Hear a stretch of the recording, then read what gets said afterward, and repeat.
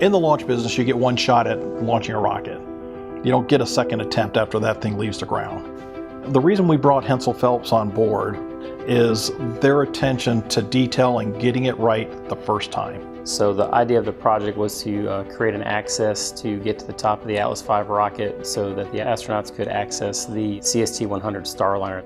If you simplify it, it's an elevator for astronauts, but really a lot of logistical challenges working on an active pad like this. We were launching rockets about every 4 to 6 weeks, which really only gave us on average 3 to 5 weeks of work time. It was like opening a building every time we went to a launch campaign. We didn't want to be the one. We didn't want to be the one that impacted those missions. It's really kind of awe-inspiring when you get out there and you realize the magnitude of what is actually happening. We were always ready. We never delayed a single launch.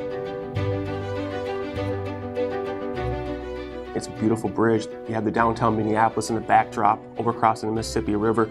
It's kind of an iconic structure for the city of Minneapolis and Hennepin County. To bring back the bridge back to where it was originally, I really think was really the exciting and challenging part. In 1920, it was constructed as the longest span concrete arch structure in North America at the time. Whenever you attack an old structure, you never know what you're going to find when you open it up. How long is everything going to take? Can we get this work done? Through our planning as a project team with Hennepin County and the designer, we were very successful and we completed the bridge exactly on time within 116 days.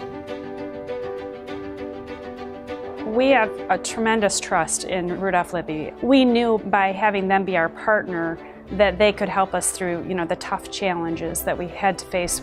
So the project involved 2 buildings, adjacent buildings, and they're both renovations. One was an 1896 building that served as a utility company and a steam plant up until the 80s. Adjacent to it was, ironically, a building that opened in 1980. Now, this is really a unique project. The fact that we're building a new building inside of an existing structure, trying to preserve that old facade. Environmental issues, so you name it, we had to address them. We had lead paint on the steel that we had to deal with. We had asbestos linings on the smokestacks. We had oils that leached into the soils. We do win a fair amount of awards. However, there's only certain times where we feel it's really significant enough for us to go pursue the actual AGC Build America Award. It's from the AGC, which says a lot. That's the real deal. Winning an award like this really allows us to celebrate not just with our project team, but all the people that were involved in the project. Well, I've always looked at it as kind of the Academy Award of the construction industry. I think it's one of the most recognized and most prized awards in the industry.